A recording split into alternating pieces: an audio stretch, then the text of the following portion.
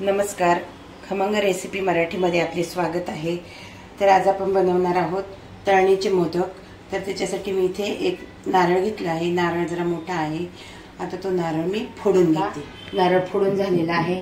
माझ्याकडून काय दोन सारखेच भाग झालेले नाहीत, तरी पण करवंटे आहेत, त्याच्यामुळे मी ते आता बारीक करून घेणार आहे।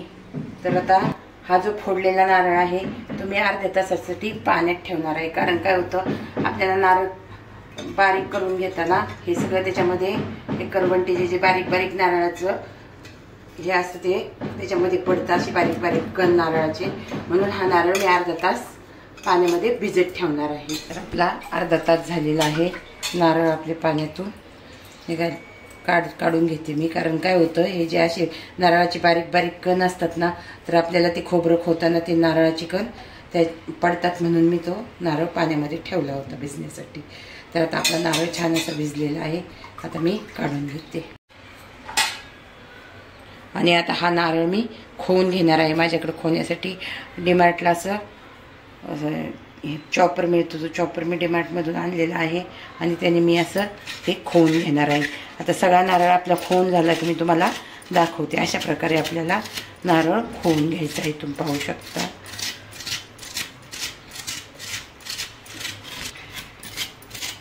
एकदम छान असा नारळ आपला खोला जातो। तर मी अशा प्रकारे सर्व नारळ आता खोवून घेते। तर आता आपण पहिल्यांदा सारण तयार करून घेऊया। मी तुम्हाला खोबरं खोवून घेताना दाखवलेलं आहे। तर आपला हा एक नारळ होता, मोठा नारळ होता, तर मोठी वाटी आपली किस निघालेला आहे खोबऱ्याचा, ओल्या खोबऱ्याचा। एक वाटी त्याच्यासाठी मी गूळ घेतलेला आहे। 7 ते 8 बदाम घेतलेले आहेत, जरा असं जाडसर कूट करून। काजूही 7 ते 8 घेतलेले आहेत आणि वेलची पावडर घेतलेली आहे। सारण तयार करायला घेऊया। तर त्याच्यासाठी मी गॅसवर एक कढई ठेवलेली आहे।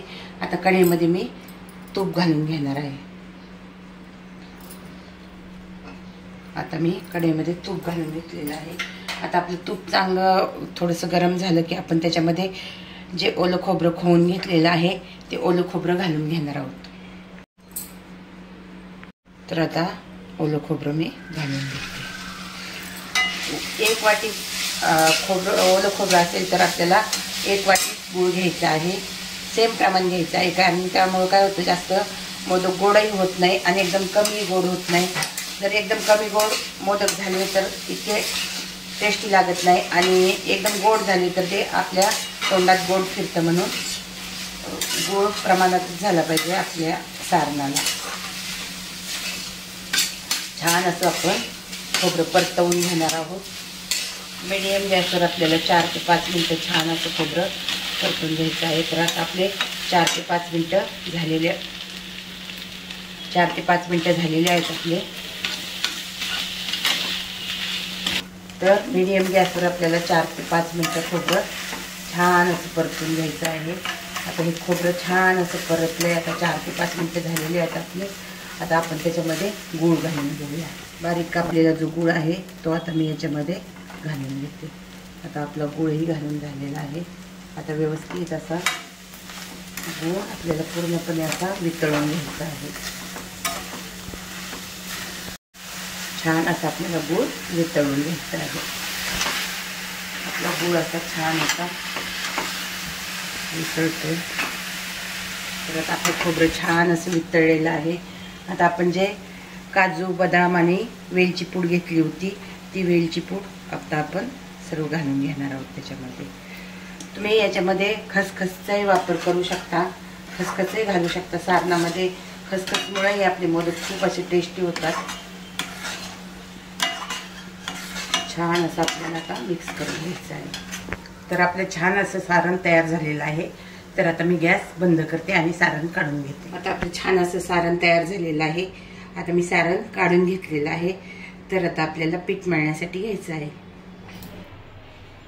आता इथे आपण अर्धी वाटी रवा घेतलेला आहे, 1 वाटी मैदा घेतलेला आहे, सारख्याच वाटीचं प्रमाण आहे। आता मी एका भांड्यामध्ये ओतून घेते। आता आपण मैदा टाकून घेतलेला आहे। आता रवा टाकून घेतलेला आहे। आणि कोणत्याही गोड पदार्थ करताना आपल्याला त्याच्यात मिठाचा वापर करायचा असतो। तर मी अगदी चिमूटभर मीठ त्याच्यामध्ये टाकून घेणार आहे। मी इथे एक कडलं घेतलं आहे आणि त्याच्यामध्ये मी आता तूप टाकून घेते. आपल्याला तुपाचं मोहन घालायचं आहे त्याच्यामध्ये. तर मी पोहे खायचे 3 चमचे तूप टाकून घेतलेलं आहे. आता हे मी गॅसवर कडक करून घेते. छान असं आपल्याला हे तूप गरम करून घ्यायचं आहे. गरम होते तोपर्यंत आपण जे मीठ टाकलेलं आहे ते मीठ आपण व्यवस्थित असं मिक्स करून घेऊया. मीठ व्यवस्थित असं मिक्स झालेलं आहे. आता आपलं तूप गरम झालं की आपण तूप त्याच्यामध्ये टाकून घेऊ. आता आपलं तूप कडकडीत असं झालेलं आहे तर आपण त्याच्यामध्ये ओतून घेऊया.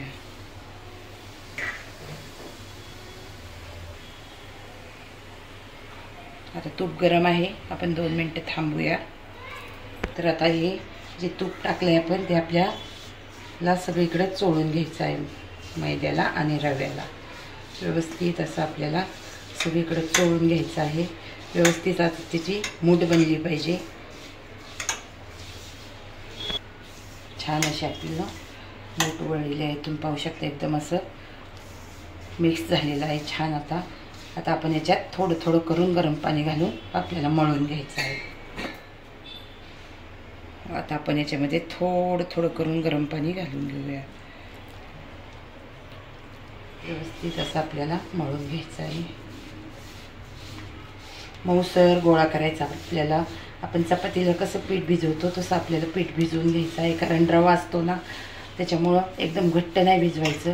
कारण घट्ट भिजवलं तर रवा कसा लगेच पाणी शोषून घेतो आणि पीठ एकदम असं घट्ट होतं. तर आता मी अजून थोडंसं पाणी घालते त्याच्यामध्ये.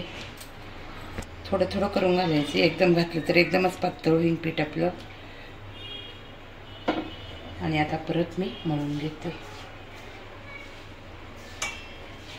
तर आता तुम्ही पाहू शकता आपलं पीठ किती छान असं मऊ लुसलुशीत असं पीठ झालेलं आहे. तर आता आपण हे 10 मिनटं असंच झाकून ठेवू आणि नंतर आपण त्याचे मोदक बनवायला घेऊया. आता आपले 10 मिनटं झालेले आहेत. आता आपण पीठ उघडून बघूया. तुम्ही पाहू शकता किती छान असा गोळा तयार झालेला आहे आणि भिजलेलंही पीठ छान आहे. तर आता आपण मोदक बनवायला घेऊया. तर आता एक छोटा गोळा तोडून घेते मी. एकदम असा छोटा गोळा तोडून घेतलेला आहे आणि तो आपल्याला असा हातावर मऊ करायचा आहे आणि त्याची आपल्याला पारी लाटून घ्यायची आहे.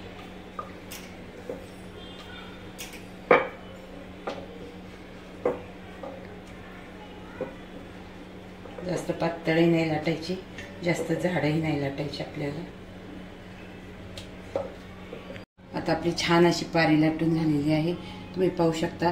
तर अशा मी पारी लाटून घेते 5-6 आणि मोदक भरताना तुम्हाला परत दाखवते. आता इथे मी 4 ते 5 पारी लाटून घेतलेल्या आहेत. आता मी त्याच्यातली एक घेते हातावर आणि आपण त्याच्यामध्ये सारण भरून घेऊया. आता आपण याच्यात सारण भरून घेतलेलं आहे.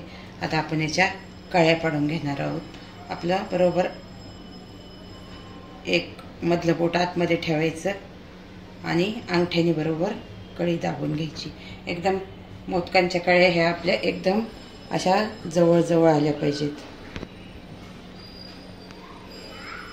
व्यवस्थित अशा आपल्या सर्व कळ्या आपल्याला आल्या पाहिजेत पाडायला.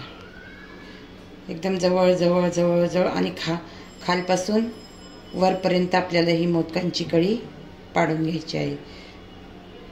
खूप छान अशा आपल्या मोदकाला कळ्या पडतात.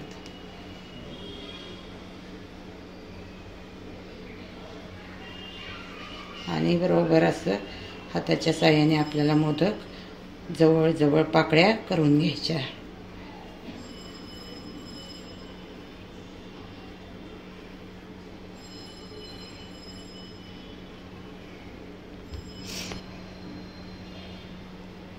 आता तुम्ही पाहू शकता आपल्या मोदकाला किती छान अशा पाकळ्या पडलेल्या आहेत.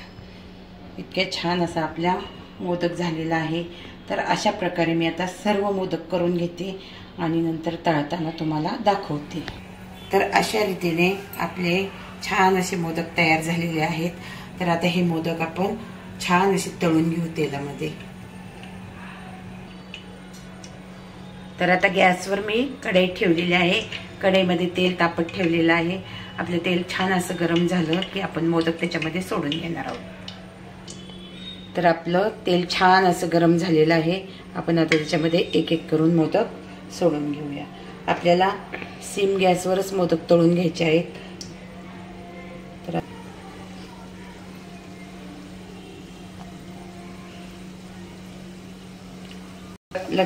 लगेच आपल्याला मोदक पलटून घ्यायचे नाहीत.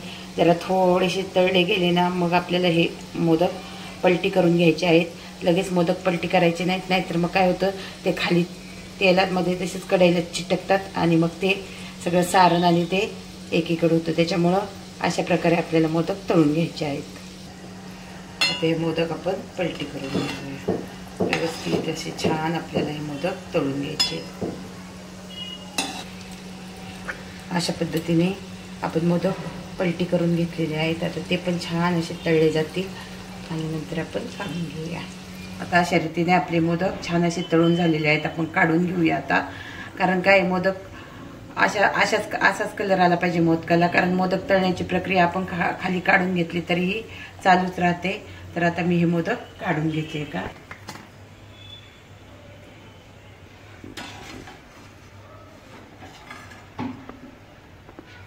तर आपले मोदक खूप छान असे आपले मोदक झालेले आहेत, तुम्ही पाहू शकता. तर आता मी हे मोदक काढून अशाच पद्धतीने आता आपण दुसरे मोदक तळणीसाठी टाकून घेऊया.